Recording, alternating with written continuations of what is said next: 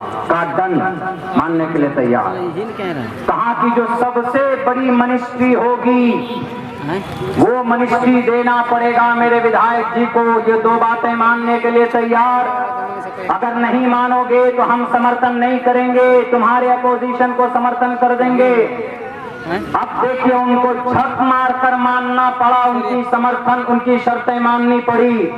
एक सीट लेकर मायावती अपने चमार बिरादरी की तकदीर बदल सकती है।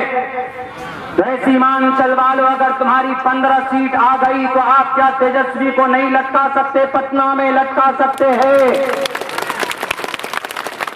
सीमांचल के लिए जो धारा 371 और 74 के तहत 32,000 करोड़ का पैकेज जो लेकर बैठा हुआ है, हमारा सीमांचल गरीब है, सैलाब की वजह से हमारा सीमांचल बदहाल है, एक्सपोर्ट इंपोर्ट नहीं होता है, फैक्ट्रियां नहीं है।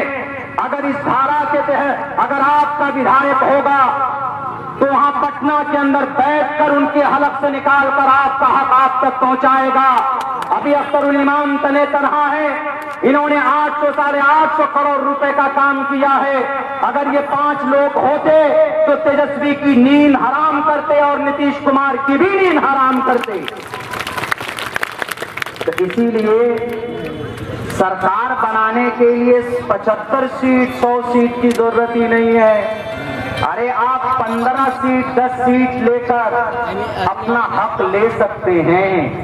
अगर आप 10-15 इतनी मार्जिन से सरकार अटक जाती है, तेजस्वी किससे रुका? 12 या 13 सीट चाहिए उसको। लेकिन अगर 12 सीट हमारे पास होती तो तेजस्वी आता कि अख्तरुल इमाम साहब, बैरिस्टर साहब, जरा हमें सपोर्ट कर दीजिए।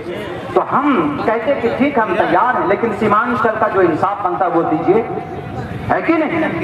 जब सियासी ताकत आपके पास नहीं होगी तो आप कुछ नहीं ले पाएंगे, कुछ नहीं। और हम लोग यहाँ पता नहीं, अरे सेक्युलर पार्टी बना, सेक्युलर पार्टी बना, कोई सेक्युलर नहीं है, सब धोखेबाज। इंडिया महागठबंधन सेक्युलर है। हम लोग बीजेपी को क्यों बुरा मानते कि मुसलमानों को नहीं लेते अपने साथ? इसलिए बुरा मानते, मुसलमानों के धार्मिक जगहों को तोड़ते हैं, मुसलमानों की मॉब लिंचिंग करते हैं, इसीलिए मानते हैं। लेकिन एक बात बताऊं आपको, इंडिया महागठबंधन भी मुसलमानों की पार्टी को नहीं लेना चाहती है। तो बीजेपी में और इंडिया महागठबंधन में कोई फर्क नहीं है। हमारे लिए दोनों एक ही थैली की तरह, एक ही सिक्के के दो पहलू हैं। हम तो उनको अपना वफादार मानेंगे जो हमारे साथ हमारे मसाइल का हल करेगा। इसीलिए हम कहते हैं, हमारे लीडरान हमेशा से यही कहते हुए आए हैं कि मेरे साथियों, मेरे सीमांचल के लोगों, बस आपको एक प्लेटफॉर्म मिल चुका है।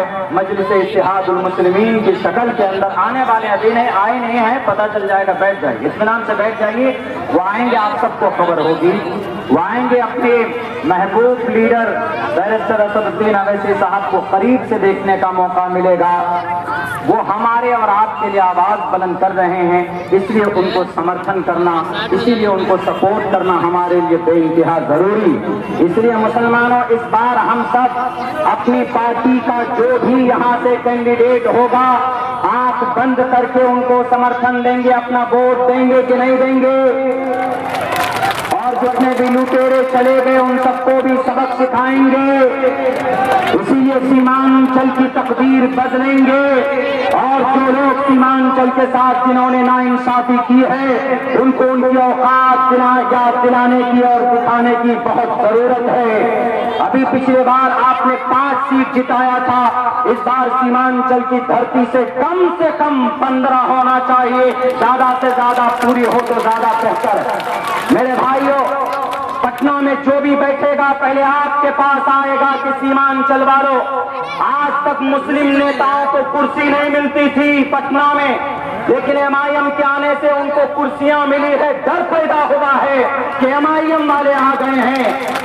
हमारे जो बिहार के अंदर बड़े बड़े नेता कभी नहीं गए, वो कभी मैदान में नहीं गए माइक लेकर के हमको जिताइए, हमको समर्थन कीजिए, लेकिन आज पसीना बहाते हैं माइक लेकर। ये डर अगर किसी ने पैदा किया है तो मजलिस इत्तेहादुल मुस्लिमीन के आने की वजह से डर पैदा हुआ।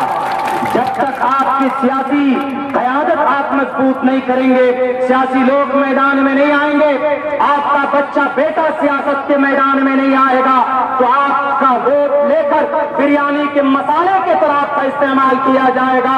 इसीलिए अब वक्त है तब्दीली लाने का।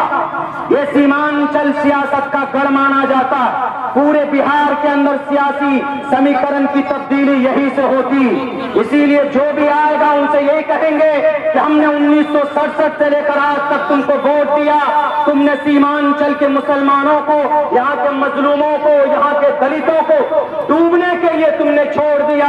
मेरे भाइयों, तुमसे सिर्फ सवाल करना है और एक उम्मीद की नजर से मजलिस इत्तेहादुल मुस्लिमीन को देखिए, इसमें ज्यादा से ज्यादा जुड़िए और जोड़िए और इस पार्टी को कामयाब कीजिए। इंशाअल्लाह ये पार्टी सीमांचल के जरिए से पूरे बिहार के मुसलमानों की तकदीर बदलेगी। बहुत बहुत शुक्रिया। जज़ाकल्लाह। अस्सलामु अलैकुम व रहमतुल्लाहि व बरकातुहू।